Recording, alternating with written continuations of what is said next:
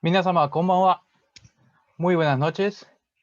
En nombre de la Asociación Peruano-Japonesa y la Embajada de Japón en Perú, les agradecemos por acompañarnos el día de hoy en la conferencia Re-Japón, Riesgo y Urbanismo en la Era del Cambio Climático, a cargo del Dr.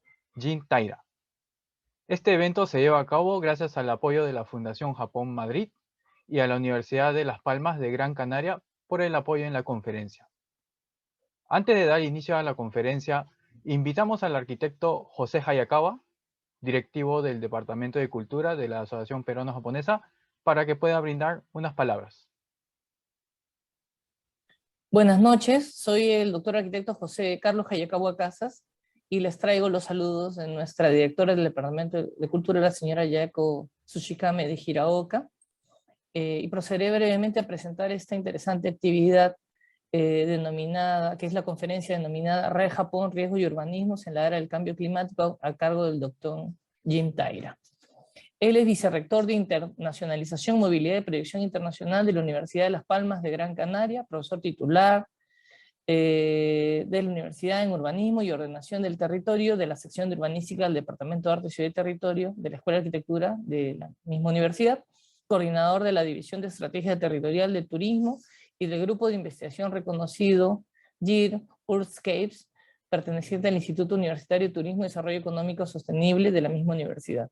Es graduado de la ETSAUN en el año 95, investigador máster y cuenta con un doctorado, becado por el Ministerio de Educación japonés, investigador de postdoctorado, becado por Japan Society for the Promotion of Science, de la Universidad de Tokio entre el año 96 y 2004, y ha desarrollado una labor docente en diversas universidades japonesas, españolas y norteamericanas, incluyendo Columbia University o Tongji University en China.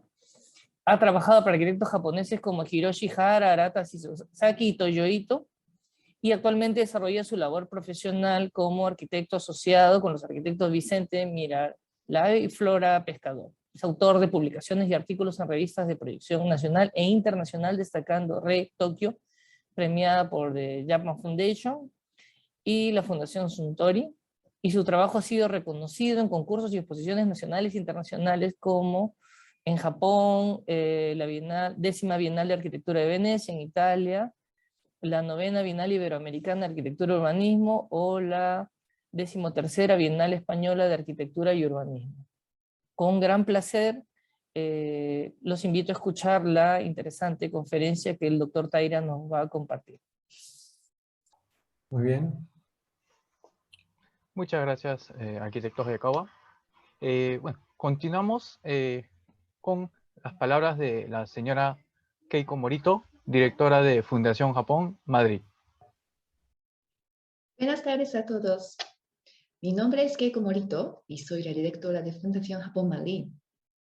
Es un gran placer para mí estar con todos ustedes en esta conferencia en colaboración con la Embajada del Japón en Perú y la Asociación Peruano-Japonesa. La Fundación Japón es una institución pública del gobierno japonés que busca promover el intercambio cultural y el entendimiento mutuo entre Japón y otros países del mundo. Por ello, es un auténtico lujo contar con el Dr. Jin Taira, especialista en urbanismo y ordenación del territorio, con el que hemos tenido la suerte de colaborar en numerosas ocasiones. Por ejemplo, me vienen a la mente sus conferencias en América Latina o la publicación de su estupendo libro sobre la ciudad de Tokio. Hoy el Dr. Taira nos hablará de riesgo y urbanismo en la era del cambio climático. Como sabrán, en Japón estamos muy acostumbrados a vivir fenómenos naturales como terremotos, tifones, inundaciones. En ese sentido, creo que compartir nuestra experiencia puede ser útil para otros países que quizá puedan tomarla como referencia. Así pues, espero de corazón que esta charla en Perú les resulte interesante y amena. Que disfruten mucho y gracias por su amable atención. Muchas gracias, Morito-san, por sus palabras. A continuación, invitamos a la señorita Moe Sato, agregada cultural de la Embajada de Japón y Perú. Muy buenas noches a todos. Me llamo Moe Sato, agregada cultural de la Embajada del Japón en el Perú. Quería agradecer primero a todo el público por asistir hoy a la conferencia virtual por el señor Jin Taira, profesor titular de la Universidad de Las Palmas de Gran Canaria. Este evento también ha sido posible gracias a la colaboración de la Asociación Peruano-Japonés y la Fundación Japón Madrid. De nuevo, también quería agradecer al profesor Taira que ha colaborado con nosotros desde España hoy. Como ya ha mencionado, el profesor Taira es un experto en arquitectura japonesa y ha realizado varias conferencias con otras embajadas del Japón y también con las oficinas de la Fundación Japón, y esta vez va a tratar de un tema muy importante e interesante para nosotros que vivimos en el mundo actual: la estructura urbana en el contexto del cambio climático. Como todos saben, Japón es un país innovador en cuanto a la tecnología de eco-friendly. Entonces los japoneses comprenden la necesidad de tomar medidas preventivas para cualquier problema por el cambio climático, acumulando las experiencias por el nivel de ciudadanos japoneses. Y también Perú y Japón hemos compartido las experiencias de grandes terremotos en el pasado, y también creo que somos más conscientes de que tenemos que proteger el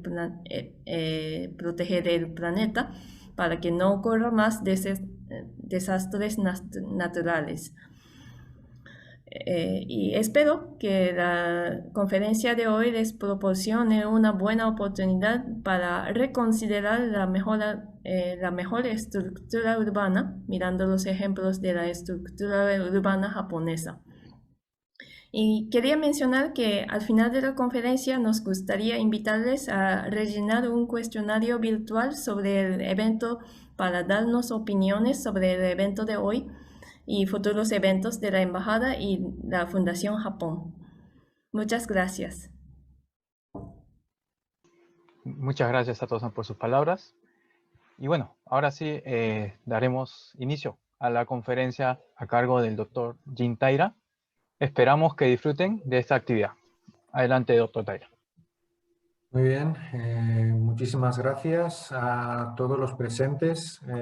Muchísimas gracias de verdad, porque bueno, sé que para mí ahora mismo es una hora muy tardía. Es casi las 12 de la noche en Canarias, la 1 sería en la península, y bueno, supongo que a lo largo de este tiempo espero que podamos disfrutar y que a lo largo de esta hora y pico podamos descubrir un poco más del urbanismo y en la era del cambio climático en Japón. Bueno, voy a compartir ahora mismo la pantalla, espero que se vea. Vamos a ir ahora. Bien. Bueno, pues esta es la imagen donde vamos a terminar realmente la charla, que es en un barrio de Kyojima, que es muy sensible al cambio climático, en el distrito de Sumidaku.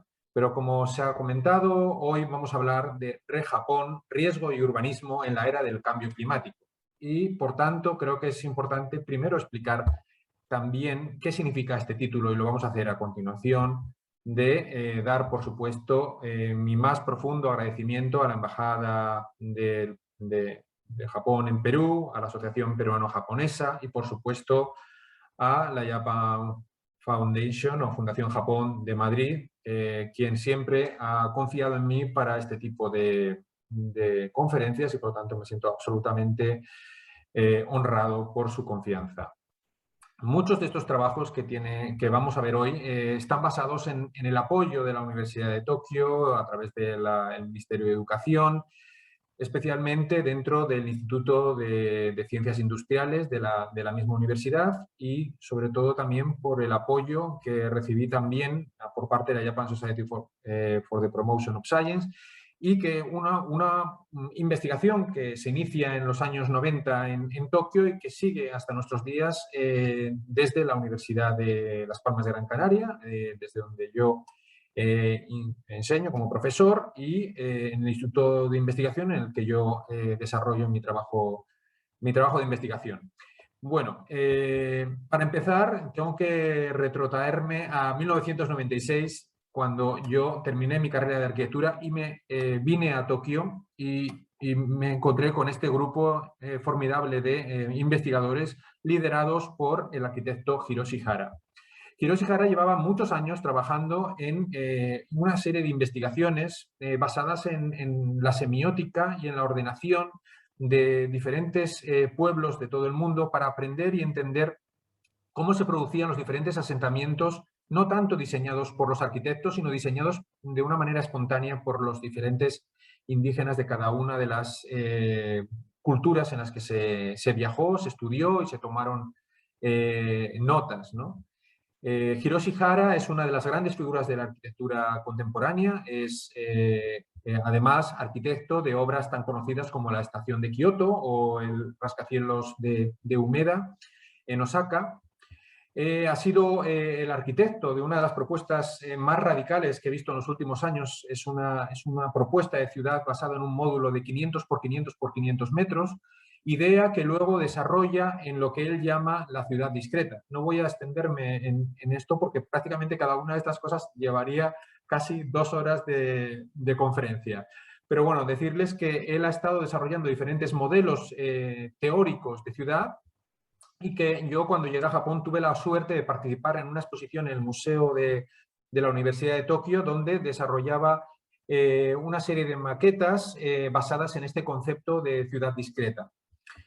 Además, también participé cuando él se retiró en un libro basado en todas las investigaciones que había estado realizando, Learning from Villages, o Aprendiendo de los Pueblos, y curiosamente me tocó hacer la traducción. Y había 2 pueblos que se estudiaron de Perú. Uno de ellos es la Torre de Samá, en la provincia de Azángaro, en el departamento de Puno. Y otro es unas viviendas flotantes que se llaman Tranipata. Yo no sé si realmente el nombre es correcto, porque lo escribieron así, dentro del lago Titicaca, ¿no? O sea, que son parte de esa investigación que quería hacer partícipe, conectando de esta manera Perú con Japón.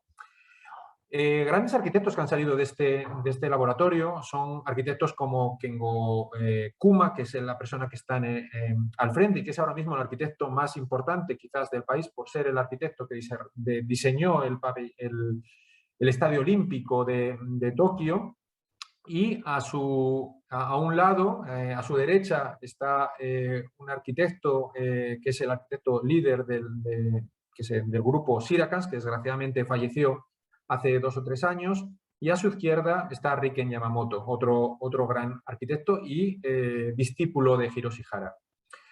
Además, otro arquitecto que estudió en la Universidad de Tokio es Agate Isozaki, fue Pritzker en 2019. Yo tuve la fortuna de trabajar para este arquitecto en una obra para Bilbao, y ha sido un arquitecto que ha participado en obras de ciudades radicales de la época del llamado metabolismo japonés, como el Plan de Tokio de 1960, diseñado por Kenzo Tange, y ya luego una de sus famosas propuestas es precisamente esta ciudad en el aire que diseñó en el año 60-63. Además, también he trabajado para este otro arquitecto, Pritzker de 2013, Toyo Ito, en un par de proyectos que desarrolló en España. Y él no es que haya hecho grandes obras de carácter urbano, aunque estas obras sí que tienen esa escala territorial. Una es la extensión de la Fira de Barcelona y otro el Parque de la Gavia en Madrid. Pero fue discípulo de otro arquitecto, Kiyonori Kikutake, que desarrolló algunas hipótesis de urbanismo avanzado, casi visionario del metabolismo japonés, como esta ciudad marítima, ¿no?, que estamos viendo en esta imagen, una ciudad flotante. que luego algunos de estos preceptos pues llevarían a convertirse en realidad. El mismo arquitecto lo desarrollaría en 1975 en lo que sería la exposición oceánica internacional de ese mismo año en Okinawa, desarrollando de esta manera una plataforma o la base de una plataforma petrolífera convertida en un pabellón internacional. Bueno, la presentación de hoy forma parte de un trabajo de investigación que inicié en Japón a lo largo de 8 años y medio. Es casi una trilogía: Redefinición, Retokyo y Rekyojima. Y además, dentro de ello, incluyo este Rejapón, y es de donde sale el título de la matriz de lo que estoy trabajando, ¿no?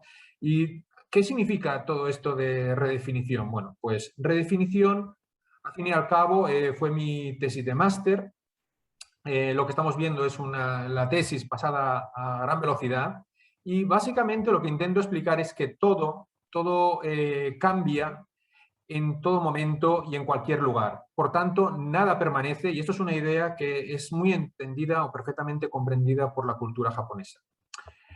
En este sentido, esta investigación lo que intentaba buscar era entender cómo las cosas cambian, cómo las cosas se transforman. Por tanto, es un inicio casi filosófico para entender que nosotros, por ejemplo, como arquitectos, somos redefinidores, que cambiamos o transformamos un objeto, que puede ser un solar convertido en un edificio, pero yo estaba interesado sobre todo en los aspectos de transformación, de cambio, es decir, del punto rojo que aparece en el centro de estas imágenes.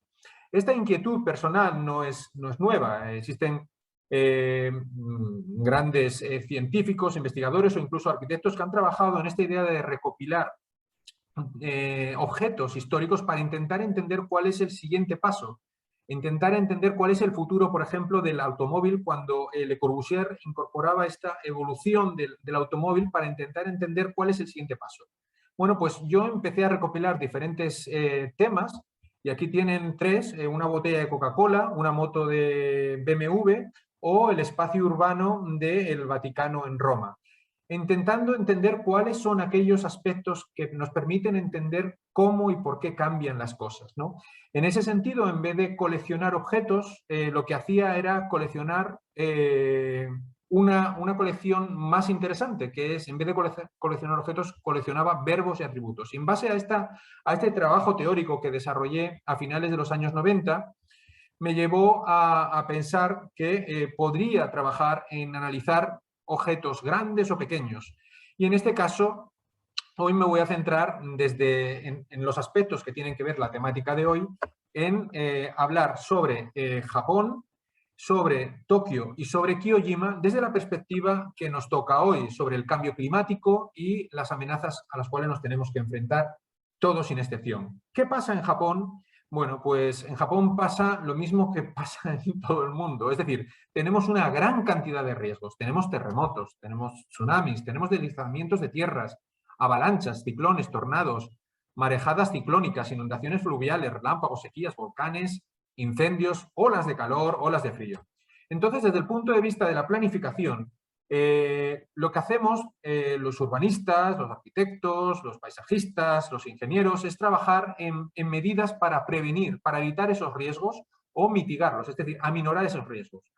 Por otra parte, también hay otros procedimientos que se basan en lo que se llama la preparación, que es básicamente la estructura de respuesta o la búsqueda de soluciones de recuperación una vez que, desgraciadamente, el riesgo ha impactado en un determinado territorio.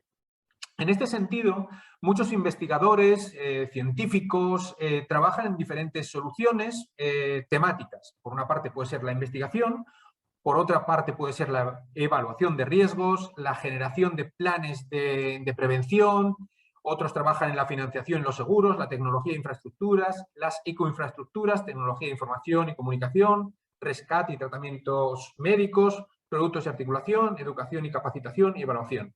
Hoy principalmente lo que vamos a trabajar es sobre todo para entender qué tecnologías hay en estas infraestructuras a escala urbana y también entender que no solamente son infraestructuras resistentes, sino que poco a poco empezamos a tener soluciones más bien lo que llamamos resilientes, aquellas que son capaces de solventar y atemperar los impactos naturales que impactan sobre un determinado territorio y por lo tanto empezamos a pensar en soluciones más ecológicas basadas en soluciones naturales como por ejemplo el intentar en vez de solventar la llegada de un tsunami con muros, pues intentarlo solventar esta solución permitiendo que el agua entre y para ello hay que buscar otro tipo de soluciones, es decir, la diferencia entre resistencia y resiliencia. Muy bien. Bueno, pues vivimos en este mundo. Vivimos en un mundo globalizado que está prácticamente construido en base a una serie de placas tectónicas que, si vemos en este plano, aquí tenemos Europa, África, América, pues ven que América Latina bueno, Perú se encuentra entre dos placas, la placa de Nazca y la placa de Sudamérica, pero en el caso de Japón, que está al otro lado del Pacífico, la característica es que se encuentra entre nada más y nada menos que no 2, sino 4 placas tectónicas, que son la norteamericana, la del Pacífico, la filipina y la euroasiática. Esto hace que su situación sea mucho más peligrosa, ¿no? Eso por una parte. ¿Y qué provoca todo esto? Pues que la fricción de esas placas tectónicas genera una serie de movimientos sísmicos que pueden llegar a generar, pues, por ejemplo, grandes tsunamis, ¿no? Y estos tsunamis, pues, desgraciadamente, han afectado a Japón, como fue el tsunami de marzo del 2011, que generó una gran cantidad de pérdida de vidas humanas y un desastre terrible en todo el país. Ahora les estoy enseñando diferentes ámbitos que han sido dañados en la zona de Sendai, algunos planos, zonas que desaparecieron, como son algunas en la zona de Kamishi, la ciudad de Kamishi, donde desapareció todo lo que eran las defensas costeras, o los problemas de aparición de basuras que inundaron todas las zonas costeras de la ciudad de Yamada, o la destrucción de la ciudad de Yamada también, pero más hacia el lado oeste, y diferentes impactos en Onagawa-machi y Miyako-shi. ¿Y qué soluciones se han planteado? Pues, por ejemplo, vemos esta solución que está en la zona de Rikusen-Takata, donde al final se desarrolló una solución de defensa, no a través de un muro, sino a través de una solución más resiliente que permite hacer que el agua suba hasta 14, permitir la defensa de hasta 14 metros, casi 15, y que en un momento determinado el agua pueda llegar a entrar e incluso inundar determinadas zonas. En cambio, la solución que se ha dado, por ejemplo, en Kasenuma, pues es más bien sí un muro de casi 15 metros. Se trata al final de una obra de contención de diferentes soluciones que va a intentar defender la costa noreste del país de Japón a lo largo de 400 kilómetros de lineales de costeros de diferentes soluciones combinadas. Otro de los grandes problemas, como ustedes saben, de esta época fue precisamente el problema que surgió por pues la explosión de Fukushima, y esto dio pie a las amenazas precisamente por la expansión por parte de la radiación, y al mismo tiempo la necesidad de cambiar el modelo energético. Y aquí pueden ver cómo Japón, después del desastre nuclear de Fukushima, ha reducido drásticamente la dependencia nuclear y ha aumentado muy sensiblemente el apoyo a energías renovables, como lo pueden ver en estos dos gráficos que les estoy mostrando aquí.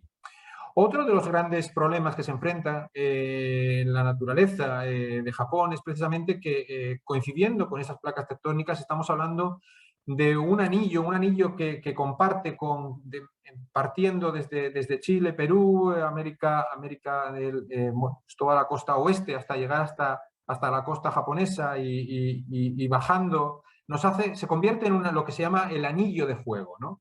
Y en este anillo de fuego es donde se localizan la mayor parte de los volcanes del mundo. Y estos volcanes del mundo lo conocen muy bien en Japón porque son el origen geológico del país, ¿no? Ya recogidos, por ejemplo, en esta imagen de Utagawa Hiroshige. Y además, son donde se localizan el 90% de los terremotos del mundo. Perú, desgraciadamente, también conoce este problema en profundidad. Aquí vemos una imagen de un artista desconocido, pero de una imagen muy conocida de Shin Yoshiwara Onamazu Yurai, o la causa del gran, de un terremoto generado en Shin Yoshiwara, porque se pensaba en mitología que un gran pez gato era el que generaba los terremotos, bueno, casi como una leyenda, ¿no? Lo cierto es que es un problema que ha afectado a Japón y nos afecta prácticamente todos los días, lo podemos sentir estando en Japón. Otro de los grandes problemas, precisamente, los ciclones. Aquí vemos solamente un grafo de los diferentes ciclones o taifun que sufrió Japón en la temporada de 2019. Imágenes de Utagawa Hiroshige, donde todos estos taifun son reflejados en el arte del siglo XIX. Y aquí vemos el terrible efecto que generó en la tempestad, que se generó el tifón de 2018, el tifón Heavy, o el desastre que generó en el aeropuerto de Kansai con la inundación del famoso aeropuerto que está construido en base a una isla completamente artificial. Otro de los grandes problemas naturales es precisamente que con las tormentas se generan grandes deslizamientos y lo que hacen en Japón es, una de las soluciones es esta barrera de hormigón, que además se combina con una solución ajardinada, o otras soluciones que evitan también los deslizamientos, que esta es una solución patentada por una empresa japonesa que se llama Giken, que en base a la construcción de diferentes pilotes hincados en diferentes tramos de una ladera, permiten el contener y evitar los deslizamientos, ¿no? O sea, que estamos hablando de soluciones tecnológicas que se están desarrollando en Japón. Japón, un país de 6.852 islas, pero las principales, si vamos desde el norte, si ven el cursor, la isla de Hokkaido, que precisamente es de donde es mi padre, la isla de Honshu, que es la principal, Shikoku y Kyushu. Precisamente en la isla de Hokkaido se encuentra una de las principales planicies, que es la planicie de Ishikari, y en Honshu se encuentra la planicie de Kanto, la más importante de Japón y la más amplia, la de Nobi y la de Osaka. Estamos hablando que principalmente el resto de la geografía de Japón el 70% son montañas, por lo tanto la población se tiene que concentrar en estas planicies y estamos hablando de nada más y nada menos que de los lugares donde se generan y aparecen las ciudades.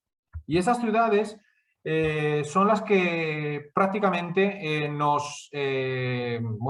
donde se concentran los 125, casi 126 millones de habitantes que tiene Japón. Un país que básicamente desde comienzos de siglo y a lo largo de 100 años pues ha duplicado su población, pero que en este momento, como pueden ver en la gráfica y en la evolución de la pirámide de edades, se enfrenta a uno de los grandes problemas, que es precisamente el envejecimiento paulatino de la población. Ya hablaremos de ello más adelante en relación sobre todo a Tokio.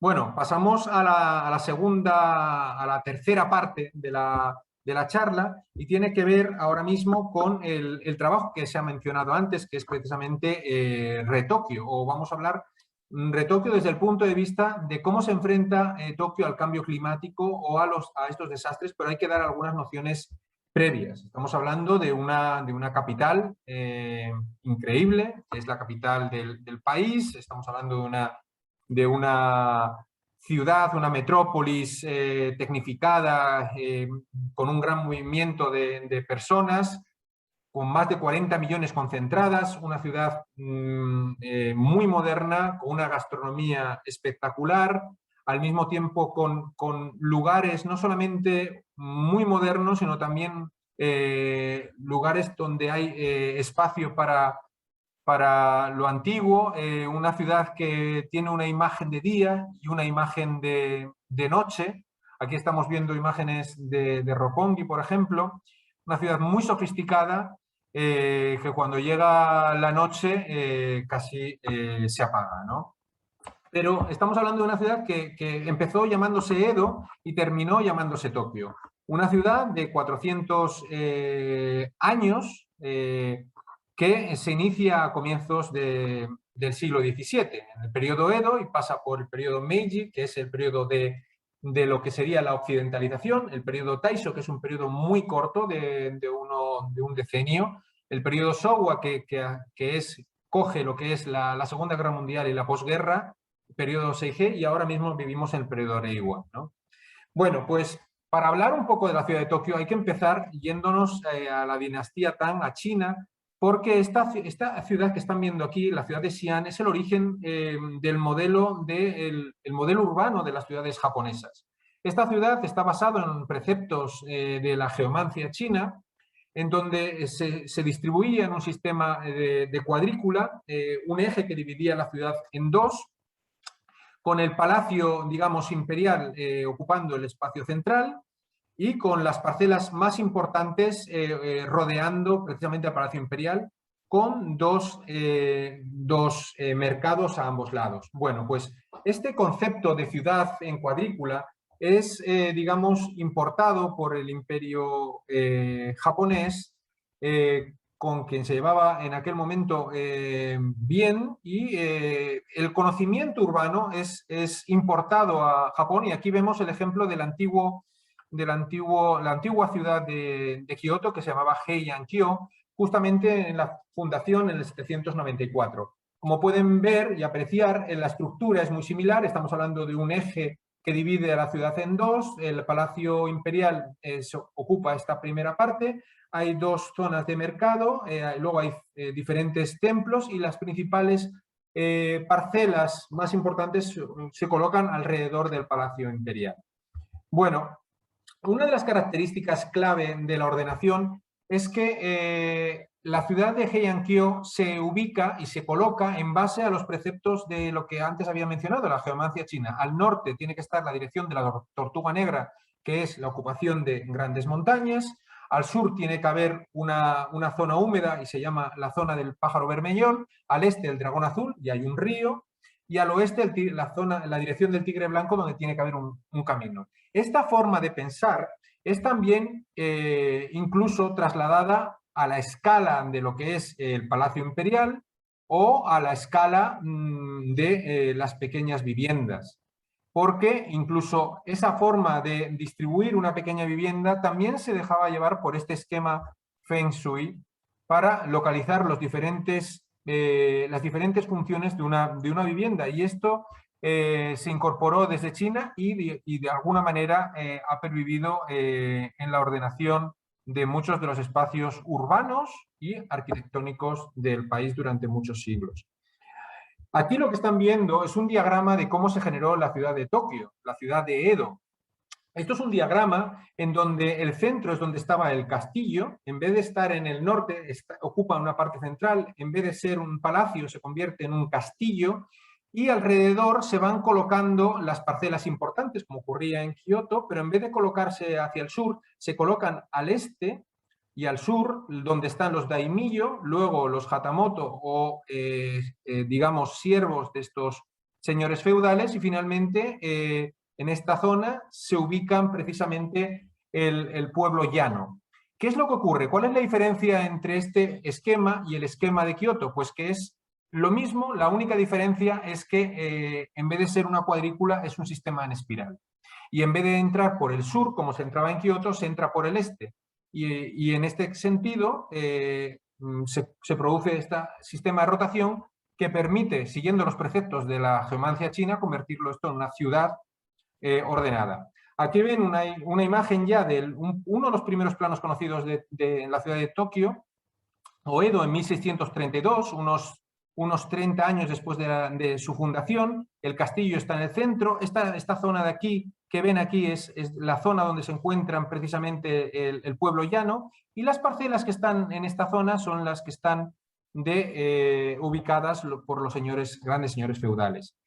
Haciendo un pequeño paréntesis, solamente para compararlo con la ciudad de Lima, Aquí ven el río Rimac o Rimac, no estoy muy seguro si está bien dicho, pero aquí está lo que es la Plaza Mayor, donde se encuentran precisamente los edificios principales, y aquí está el río. Digamos que, fíjense que aunque la fundación es de Lima, son pues casi unos 70 años antes, la configuración de ubicar una estructura ligada a un río es una de las coincidencias que tiene con la ciudad de Edo.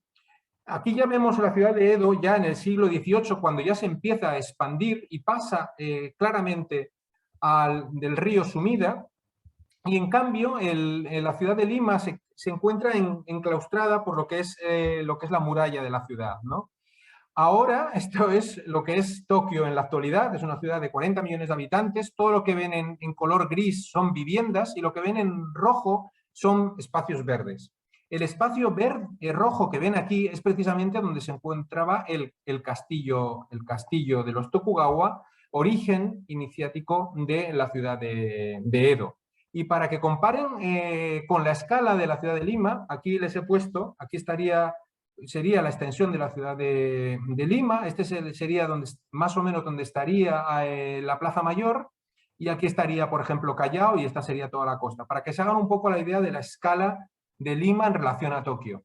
Bueno, pues ¿qué es lo que hice con Tokio? Lo que hice con Tokio es intentar construir un catálogo semántico de verbos y atributos en base a estos temas. 30 temas y alguno de ellos vinculado a lo que sería cambio climático y de los que vamos a hablar porque son clave, ¿no? Uno de ellos es precisamente comentarles que Tokio se asienta en un lugar que es un lugar pantanoso. Las zonas rayadas que ven son tierras altas y las zonas que ven de color negro son tierras bajas. De manera que el origen de la ciudad se basa en un castillo, que era el castillo de Ota-Dokan, y se ubicaba en una zona alta, pero cuando llega el clan Tokugawa, que pacifica el país a finales del siglo XVI y funda la ciudad a comienzos del siglo XVII, empieza a ocupar toda esta ciudad en base a diferentes ocupaciones de una bahía, intentan coger suelo de diferentes montes, ocupan poco a poco y van ganando terreno a la bahía existente, y van construyendo la espiral que les había mencionado antes de esta presentación. Como no me puedo extender mucho, solamente les voy a decir que antiguamente la ciudad de Tokio prácticamente era una especie de Venecia. Y todo el comercio entraba a través de su río Sumida y a través de una serie de canalizaciones de la ciudad. ¿Qué ocurre? Que cuando aparece el automóvil y aparecen los diferentes carruajes y el transporte terrestre, poco a poco esos canales empiezan a cerrarse. Y al mismo tiempo, el otro problema es que buena parte del terreno que está a lo que es el este del centro de la ciudad, lo que se llama, por ejemplo, el distrito de Sumida, se encuentra por debajo del nivel del mar y obliga, por ejemplo, a la recanalización del río Arakawa o intentar generar diferentes soluciones de infraestructuras para evitar que se inunde la ciudad.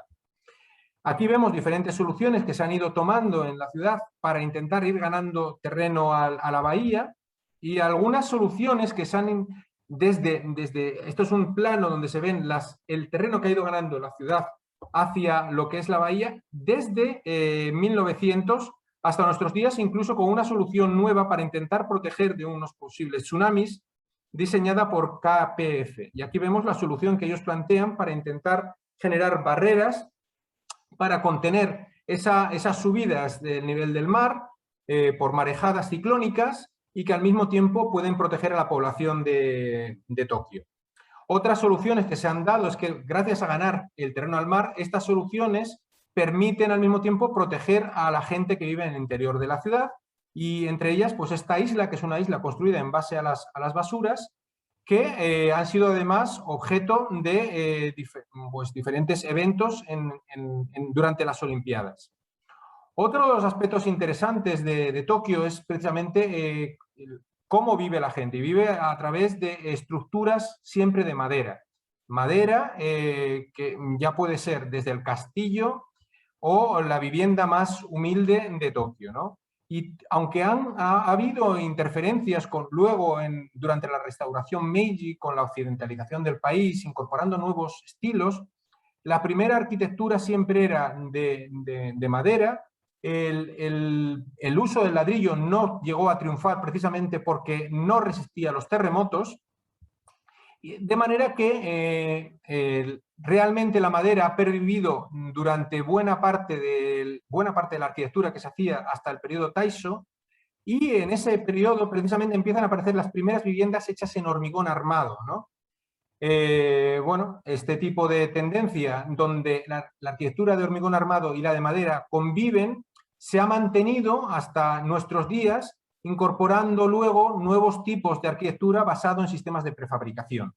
Hoy en día lo que suele haber, o cuando digamos el paisaje urbano más característico de Tokio se basa en lo que ven aquí, apartamentos de bloque o viviendas unifamiliares prefabricadas, otras que son de madera, como las que he mencionado al principio, o las viviendas Nagaya, que son viviendas entremedianeras en bloques alargados de 1 o 2 plantas.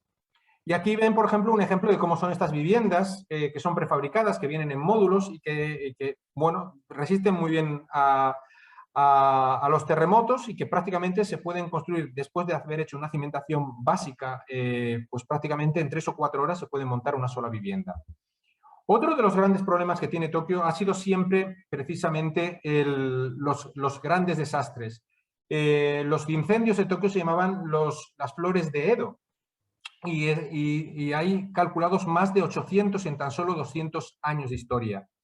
Fíjense, este es uno de los famosos incendios, el Meireki, en el que fallecieron cerca de 100.000 personas en el siglo XVII. Aquí vemos alguna imagen que se conserva en el Museo de Edo, Tokio. El otro gran incendio fue el generado en 1923 por el terremoto de Kanto, que afectó terriblemente a Tokio y precisamente trajo consigo un número de fallecidos también muy similar, de 100.000. Aquí vemos algunas imágenes del desastre y los bombardeos de 1945 de los aliados, que prácticamente destrozaron toda la ciudad. Aquí vemos, por ejemplo, la zona de Sumida, donde luego hablaremos, que prácticamente hizo desaparecer toda la zona. Aquí vemos, lo único que quedó es esta parte de aquí, que coincide con mi ámbito de estudio del que luego hablaré. Así es como quedó Tokio después de los terremotos de 1945, pero en muy poco tiempo realmente pudo recuperarse. Otro de los aspectos importantes es cómo llevar el agua a la ciudad. Y prácticamente desde el inicio se consiguió llevar un sistema de canalización a través del río Tamagawa para intentar suministrar los sistemas de agua. Luego han aparecido diferentes sistemas de presas, que son las que estamos viendo en estos diagramas, los sistemas de saneamiento. Pero uno de los principales problemas es que, como ven en este diagrama, es que buena parte de la ciudad está bajo el nivel del mar. Son estas zonas que ven en amarillo. Y para ello lo que se ha intentado es solventar todos unos sistemas de defensa a lo largo del río Arakawa y el río Sumida para intentar absorber toda este agua y llevarla a este río, que es el río Edo, en una de las grandes estructuras que vamos a ver a continuación, o intentar llevar el agua de inundación a través de estos grandes túneles, por ejemplo, que circulan por debajo de las grandes autopistas que se están construyendo ahora mismo en Japón. Bueno, aquí ven una imagen del río Sumida, que es el río, digamos, a la vera de la que se generó la ciudad de Tokio. Y aquí ven, les he traído estas imágenes para que vean un poco los sistemas de defensa que intentan evitar que el agua entre dentro de lo que es la capital. Aquí vemos diferentes soluciones donde hay cambios de nivel, donde ven las autopistas, donde hay rampas para acceder al nivel inferior, también sistemas de escaleras, sistemas donde al final la gente pues, puede hacer jogging.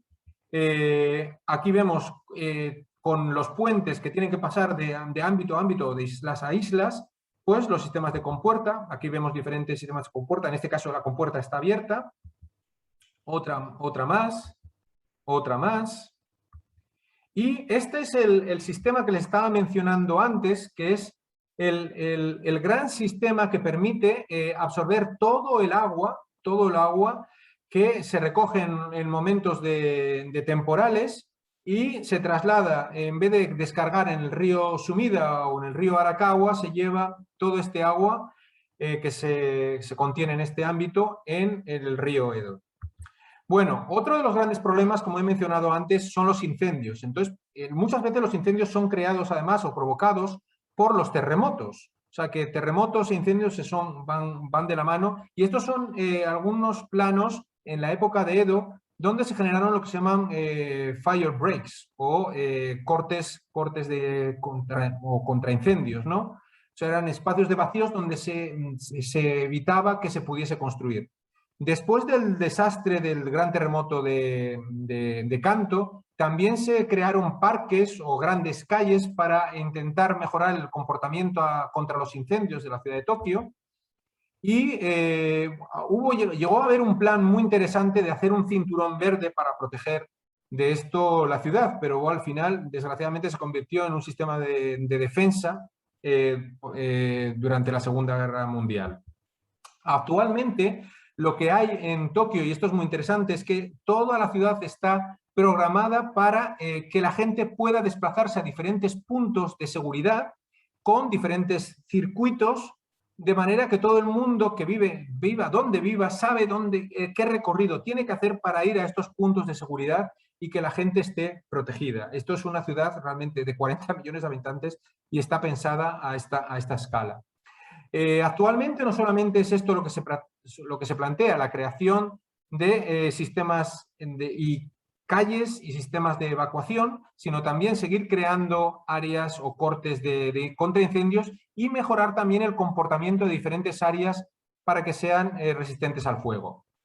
En cuanto a la población que antes he mencionado, tan solo decirles que Tokio es uno de los lugares más poblados del mundo.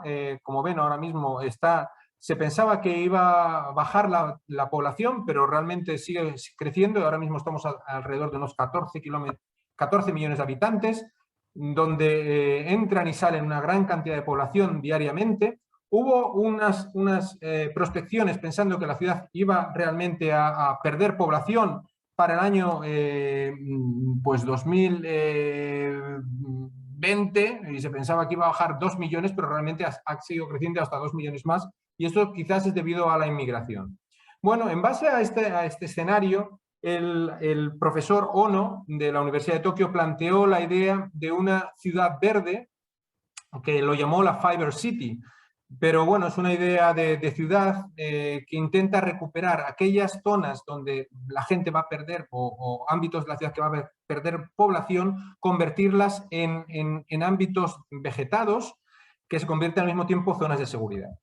Bueno, otro aspecto interesante a reseñar, decir que la ciudad de Tokio es una ciudad que era una ciudad samurái, era una ciudad de un clan gobernado por el clan Tokugawa y por tanto era una ciudad militar con fortines. Cuando llega la restauración Meiji, todas estas parcelas se convierten en parcelas de carácter militar occidental, pero poco a poco, a lo largo de los años, estas parcelas han ido desapareciendo y poco a poco la ciudad de Tokio se ha ido, por una parte, desmilitarizando, convirtiéndose al final en un país, Japón, que es un país basado en la paz y con una pasión por la paz, como lo pueden ver en esta demostración de 2015, y por lo tanto esperemos que nunca tengamos o volvamos a repetir la tragedia que se vivió en la Segunda Guerra Mundial, que realmente destruyó esta capital, ¿no? Otro aspecto interesante son los hitos. ¿Cuáles son los hitos de Tokio? Pues uno podría ser el monte Fuji, pero también eran el castillo, las grandes pagodas, los templos, y poco a poco pues fueron apareciendo con la aparición de los nuevos materiales, pues diferentes torres, pero con el movimiento moderno, el movimiento racionalista, o ya metidos en una época contemporánea, ya en 1958 se crea la Torre de Tokio, que tiene algunos metros más que la Torre Eiffel. Y bueno, estos son los hitos de la ciudad de Tokio, que son los grandes rascacielos, que son grandes demostraciones de la tecnología contra terremotos. Precisamente aquí vemos uno de los primeros ejemplos, que sustituyendo a la cárcel de Sugamo se construyó el primer rascacielos de Tokio, que es Sunshine City, y basados un poco en esta arquitectura tradicional de Japón, se han llegado a construir, por ejemplo, el gran hito de la ciudad, que es el Tokyo Skytree, o basado en este tipo de arquitectura, el Estadio Olímpico de Tokio, diseñado por Kengo Kuma en 2019. Aquí vemos cómo este tipo de pagoda ha sido fundamental para desarrollar o aplicar ese tipo de forma de arquitectura tradicional en la arquitectura contemporánea como un comportamiento estructural flexible a los terremotos. Bueno, ¿qué he hecho con todo esto? Pues con todo esto lo que fui haciendo fue construir una narrativa de diferentes temas recopiladas en una serie de tarjetas y recopilando una gran cantidad de datos, y con estos datos creé un gran cuadro de verbos y atributos. Con todo esto, aquí ven este gran catálogo de verbos y atributos, y para mí esta es la definición de Tokio.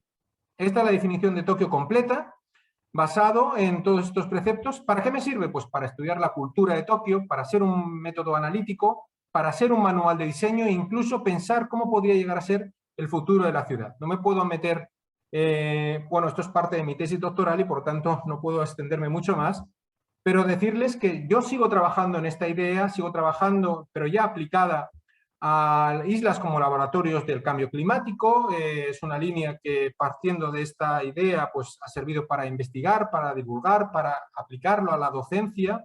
Desde 2017 hemos estado trabajando con estos aspectos de cambio climático, organizando seminarios internacionales, publicando libros, desarrollando otros futuros seminarios internacionales, proyectos internacionales donde adaptamos todos estos conceptos que les estoy diciendo, pues aplicados al entorno incluso africano, con el proyecto ClimaRIS o el proyecto Res Coast, pero decirles que todo esto también se ha aplicado a la ciudad de Tokio.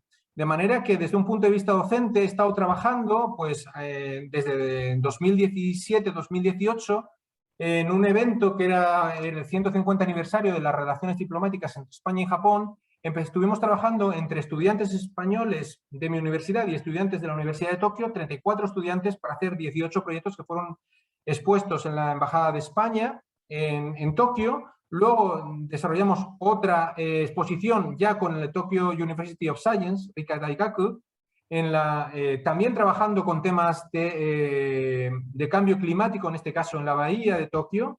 Y luego, al año siguiente, los alumnos de Tokio vinieron a Las Palmas también para desarrollar estrategias de cambio climático, pero ya en la isla de Las Palmas, ¿no? Y aquí ven también el resultado de catálogo, exposición, etcétera, que se desarrollaron. Estamos hablando al final no solamente de proyectos de estudiantes de grado, sino también proyectos de fin de carrera que han estado realizando estudiantes de nuestra universidad vinculados a cómo debemos responder al cambio climático de la ciudad de Tokio, especialmente en la bahía. Por lo tanto, tan solo decirles que más de 100 estudiantes de ambas universidades han estado trabajando por el cambio climático, en este caso por la bahía de Tokio.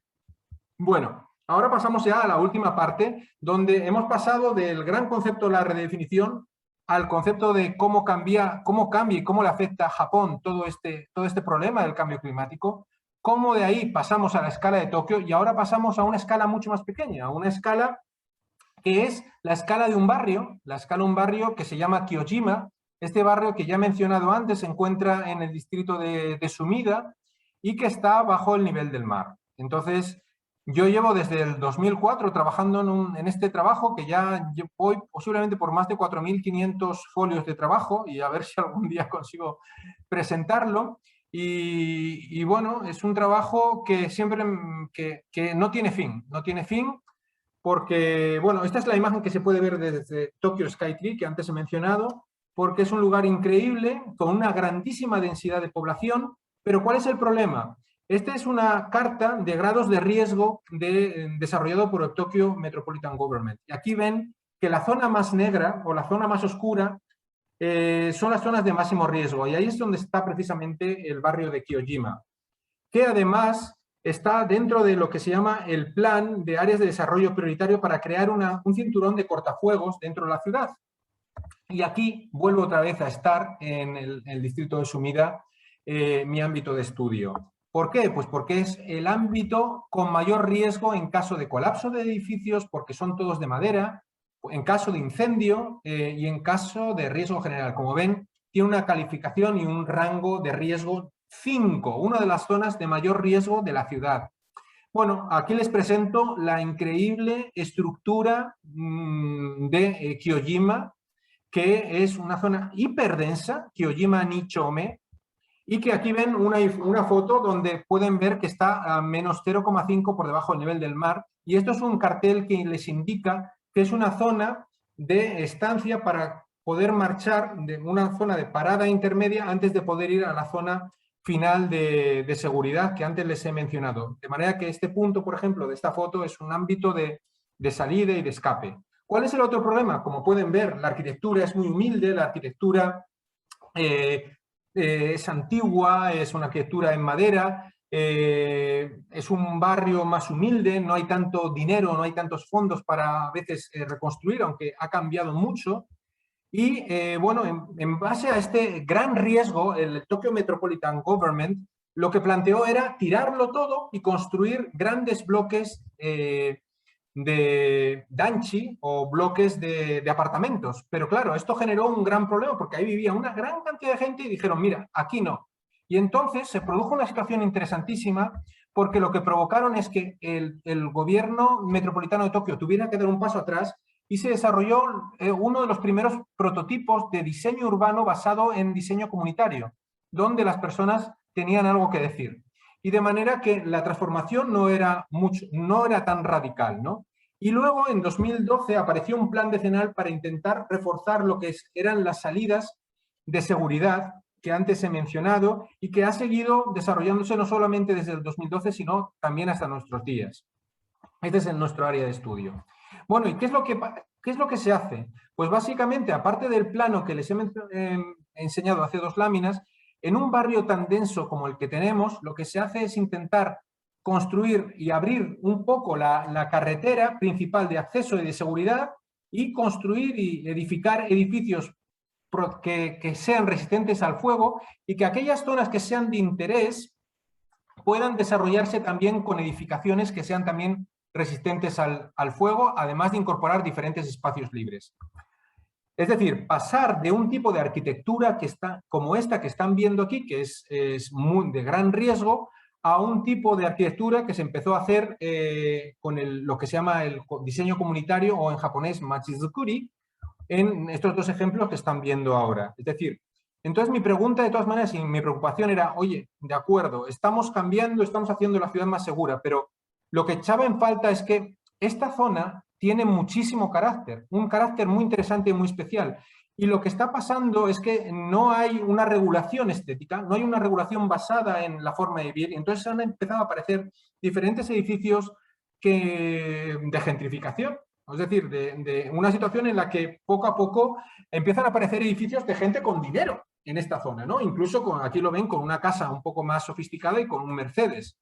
O aparecen arquitecturas que no se corresponden para nada con la arquitectura de Nagaya que existía antes y empiezan a aparecer edificios un poco kitsch, posmodernos, aunque hay veces que también hay gente con muchísima sensibilidad y con muchísimo gusto para hacer este diseño de una cafetería que es encantadora, muy bien hecha, o gente que es capaz de reinterpretar con materiales contemporáneos este tipo de arquitectura, o cuando no hay tanto dinero, pues se diseña con este tipo de viviendas con prefabricados.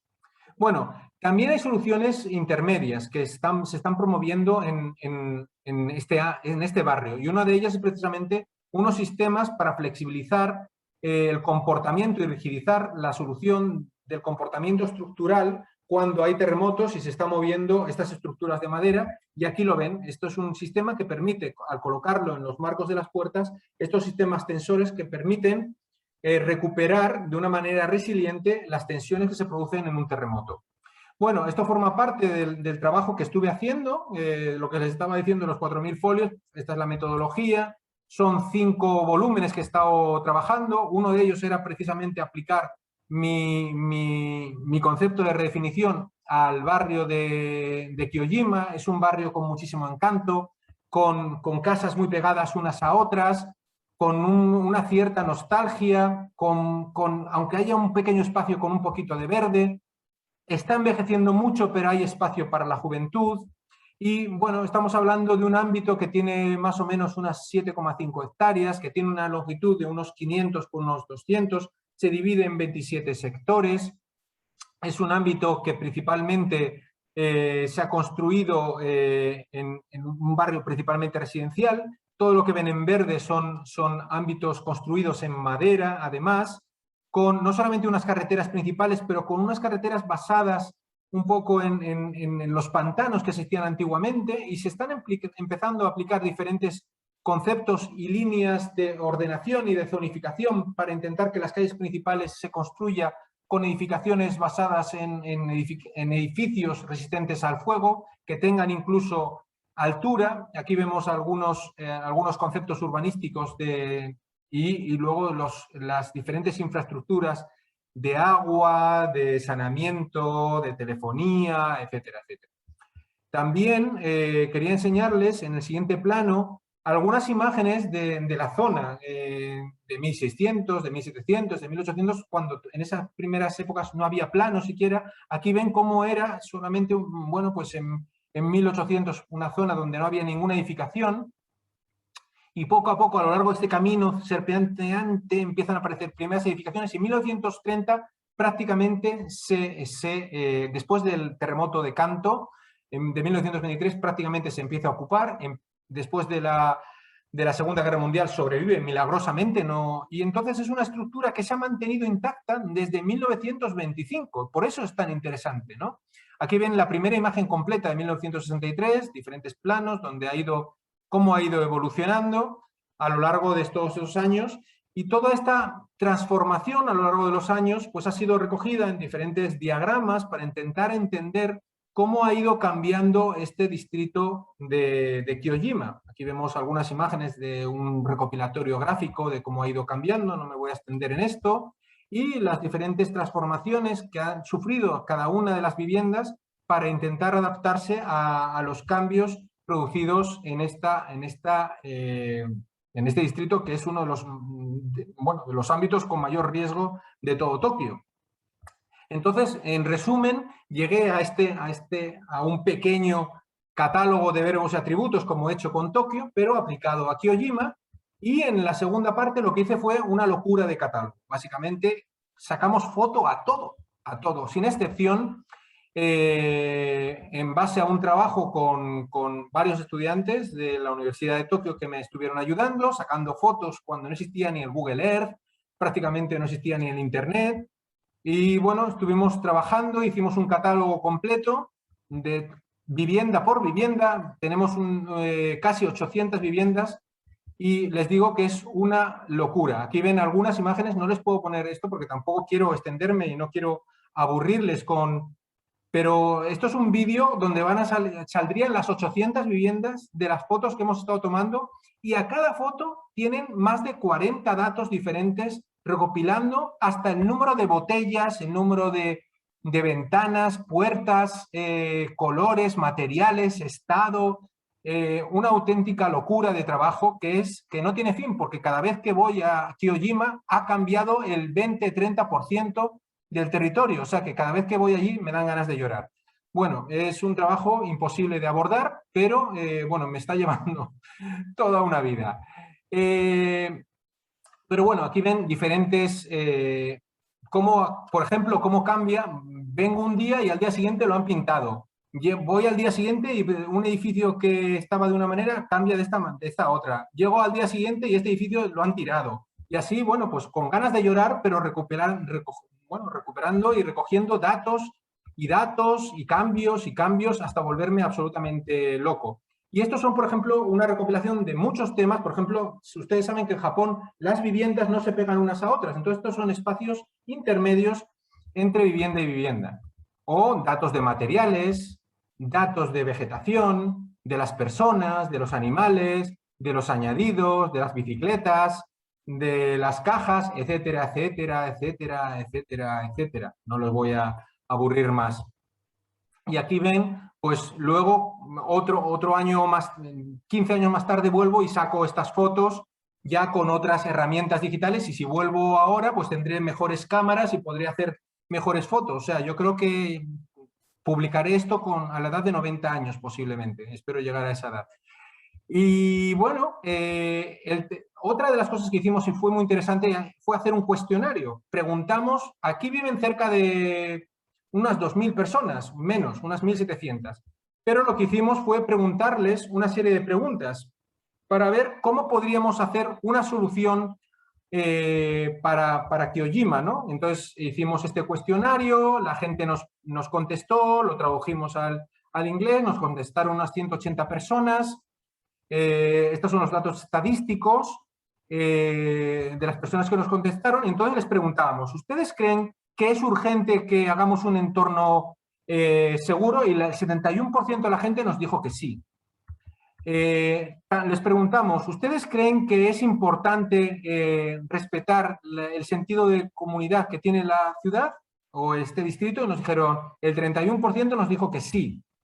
¿Ustedes creen que debemos resolver el problema del envejecimiento de la población? El 40% nos dijo que sí. ¿Ustedes piensan que debemos proteger al pequeño empresario? Y el 51% nos dijo que sí. Y así, ¿debemos aumentar las zonas verdes? El 60% que sí. ¿Debemos mejorar las conexiones? Yo pensé que nos iban a decir que sí y el 17% nos dijo no. Perdón, el 17% nos dijo que sí. O sea, me confundí completamente. ¿Debemos mejorar el uso o la separación de esos espacios entre viviendas? El 52% nos dijo que sí.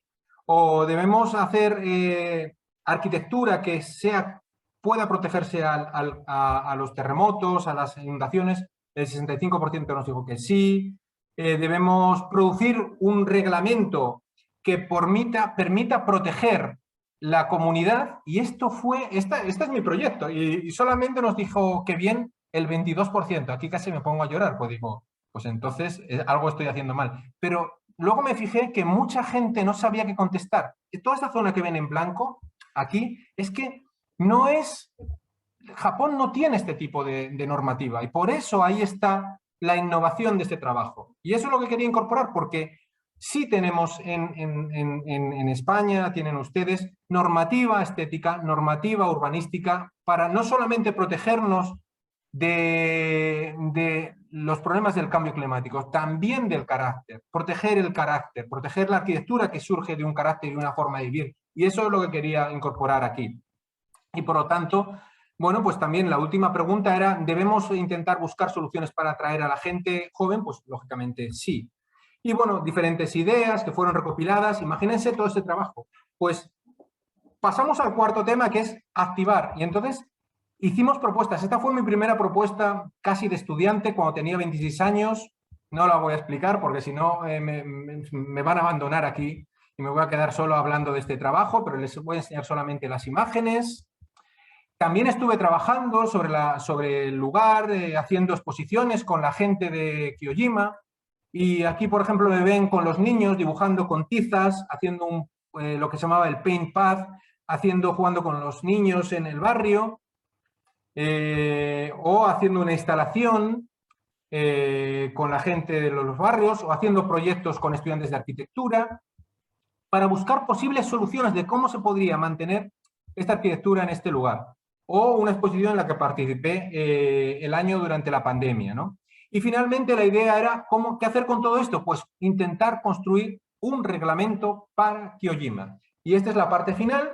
No les voy a extender, solamente decirles que ya tengo experiencia ya en este tipo de cosas. Ya he hecho una para incluso, esto es para otra, en una isla de Canarias, para decirles que trabajo a escalas incluso a veces insulares y que, bueno, este es un poco, la presentación que quería hacerles. Ahora esto es un vídeo ya para terminar, como lo que hace una persona cuando se marcha de Tokio, que es ir viendo estos edificios maravillosos, ir cogiendo la autopista, ir en el limousine bus, ir abandonando lo que es Nihonbashi, que era el kilómetro 0 de la ciudad de Tokio, y poco a poco coger la autopista para ir al aeropuerto de Narita, y darles las gracias por la increíble paciencia que han tenido conmigo, y espero que nadie se me haya marchado y que esto permita abrir pues un discurso con todos ustedes para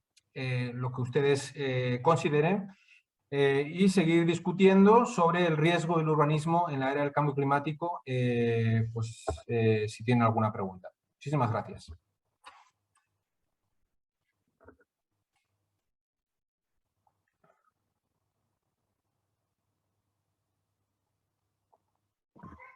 Ya está. Muchas gracias, doctor Taira, por la extraordinaria conferencia. Pasamos a la ronda de preguntas. Tenemos algunas preguntas que nos llegaron por parte del público. Pasamos a la primera pregunta. Primera pregunta es, ¿cuáles son los materiales más resilientes que existen? Muy bien. Bueno, piensen que Japón, hasta la restauración Meiji, no existía el hormigón, no existía el ladrillo. Todo se construía en madera. Por lo tanto, no existían ni siquiera los arquitectos. Piensen que solo existían los carpinteros, ¿vale? Y ellos tenían, cada carpintero tenía un clan y guardaban sus secretos de cuáles eran precisamente estos encuentros entre la estructura y la madera, ¿no? De cómo conseguir que estas estructuras de madera pudiesen ser flexibles a diferentes movimientos sísmicos.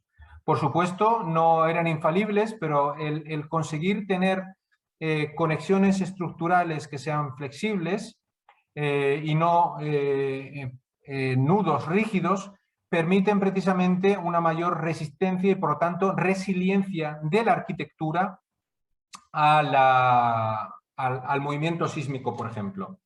En cuanto a la escala del urbanismo, si ya no estamos hablando de la madera, diría que la resiliencia está basada básicamente en elementos naturales. Es decir, la tierra, la arena, la piedra, y utilizarlo de tal manera que seamos capaces de que el impacto que sufre un determinado entorno urbano sea capaz de ser contenido a través de sistemas de defensa resiliente. Por ejemplo, como hemos visto en algunos de los ejemplos de defensa costera, que el agua o del mar pueda llegar incluso a entrar sin afectar a las edificaciones o donde viven las personas. Este tipo de solución no es solamente en Japón, ya se están realizando en otros lugares como en Chile y en otros ámbitos costeros de todo el mundo. Yo, por ejemplo, estoy desarrollando una solución costera, por ejemplo, para Senegal.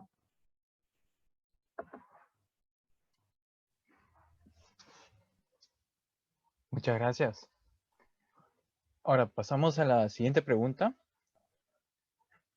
Esta pregunta es particularmente para el Perú. En el caso del Perú, donde la situación económica, en general, no es tan buena que digamos, ¿cuáles serían sus sugerencias para prepararnos o tener una mínima preparación para enfrentar en caso haya una catástrofe sísmica, ¿no? Bueno, el Perú es un país sísmico, así que el público está un poco preocupado en caso llegue un gran terremoto, como se dice, ¿no? Bien, bien. No, vamos a ver. Existen diferentes escalas y diferentes soluciones que da Japón desde el punto de vista de la arquitectura.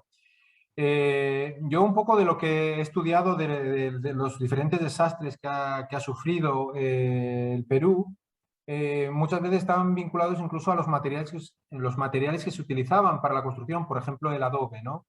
El adobe es un material económico, es un material humilde, es un material noble desde mi punto de vista. El problema que tiene es que la resistencia a un terremoto es nula.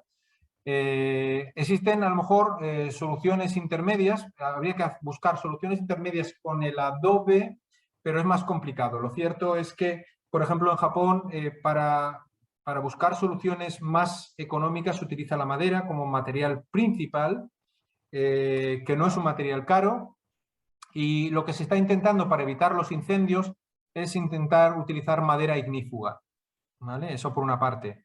Existe luego la tecnología, no es una madera, existen muchos sistemas de tensión para intentar mejorar el comportamiento a los terremotos. Estamos hablando de todas maneras de viviendas que tienen una, dos, generalmente no llegan hasta 3 plantas, ¿vale? En cuanto al uso del hormigón, bueno, no suelen pasar más de 4 o 5 plantas y más allá suele ser un riesgo si no hay soluciones de amortiguación en la cimentación. Por lo tanto, cuando ya estamos hablando de estructuras más importantes, incluso rascacielos, la tecnología japonesa ha permitido desarrollar sistemas muy sofisticados, pero están muy alejados de la solución económica que estaba preguntando la persona que ha formulado la pregunta. Todas estas otras soluciones son soluciones de alta ingeniería, de alta tecnología, que permite bascular de diferentes maneras, con diferentes comportamientos, a veces utilizando contrapesos en la parte superior, contrapesos en la parte inferior, y sistemas híbridos que permiten que la estructura sea más flexible.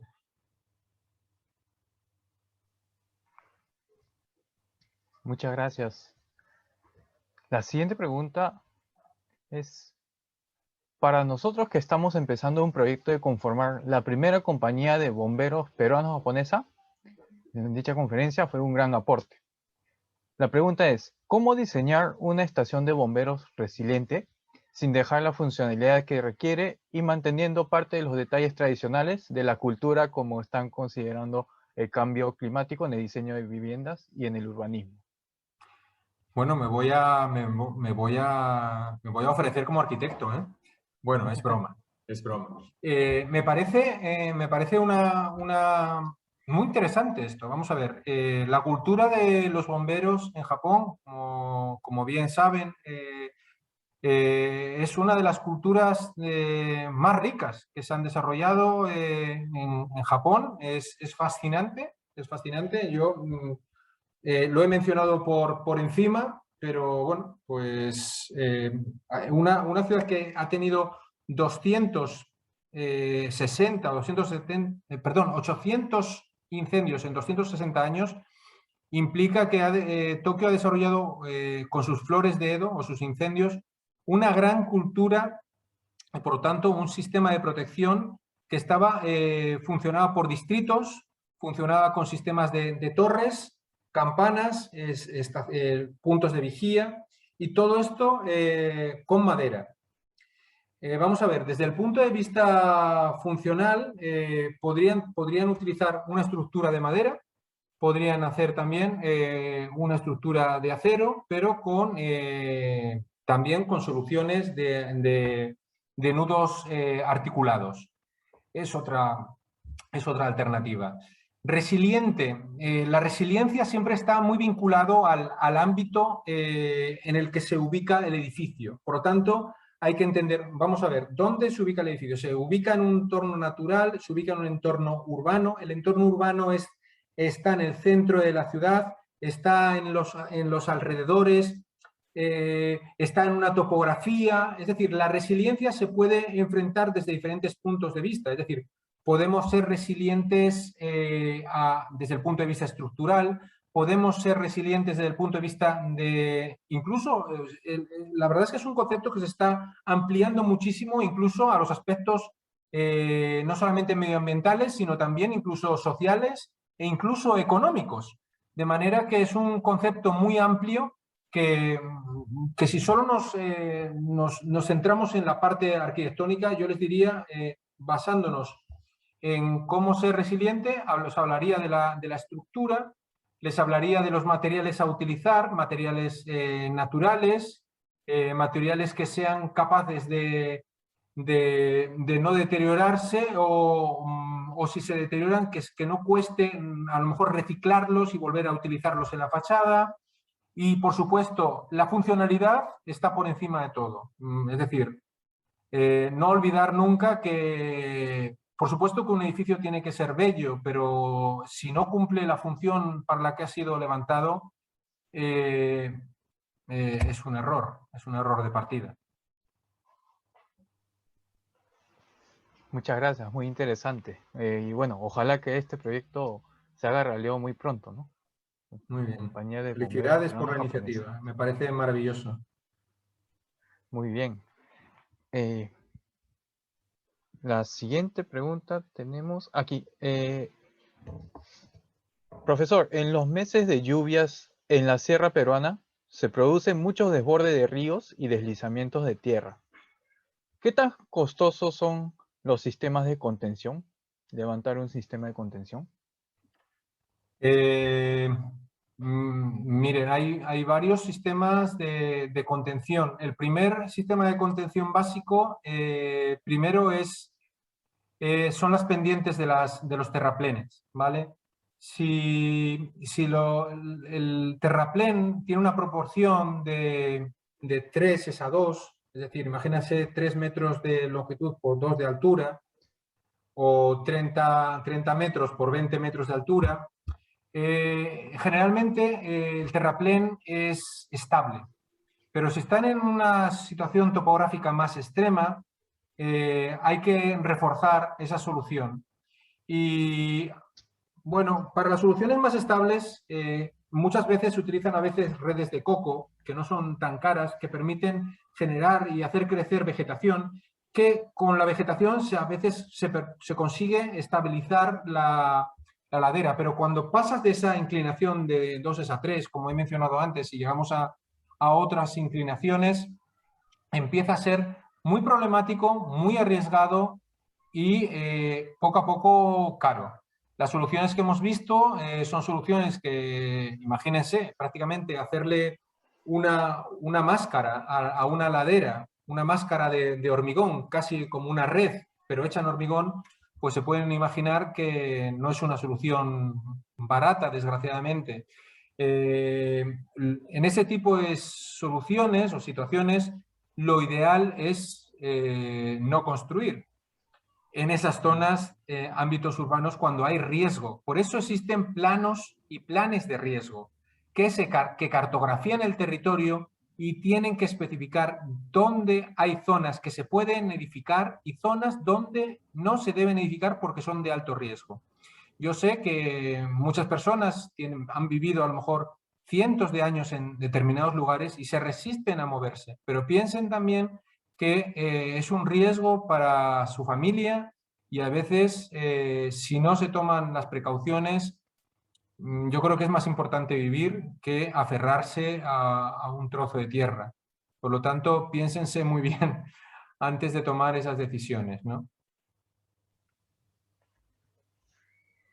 Muchas gracias. Sí, definitivamente ese es uno de los principales problemas del país, ¿no? Y bueno, parece que ya esta habría sido la última pregunta del público. Así que bueno, nuevamente muchísimas gracias, doctor Taira, por su colaboración y por su presentación. Bueno, una idea. Hay otra idea, Sí. para los bomberos.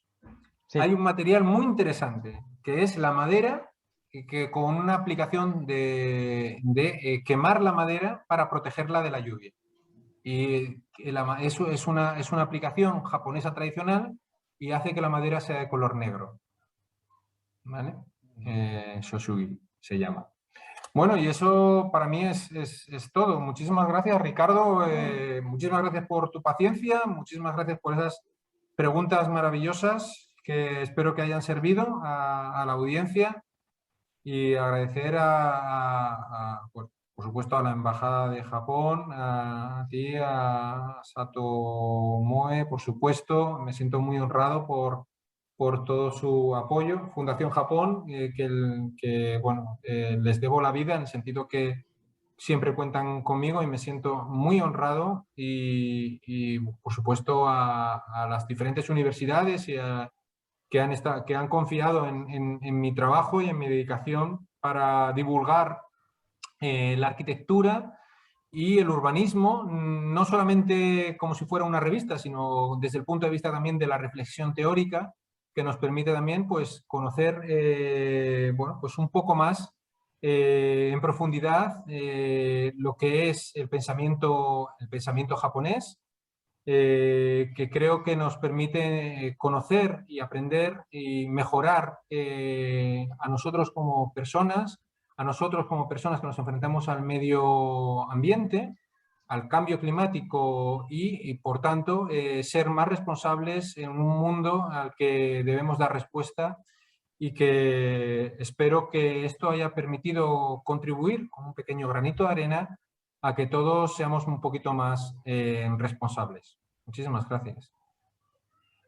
Muchas gracias, doctor Taira. Y bueno, esto fue todo por el día de hoy. Le agradecemos nuevamente al público asistente por su participación y al doctor Taira por su gran conferencia del día de hoy. Muchísimas gracias a todos, a seguir cuidándonos y hasta luego, que tengan buen fin de semana. Muchas gracias. Domo arigatou gozaimashita. Domo arigatou gozaimashita.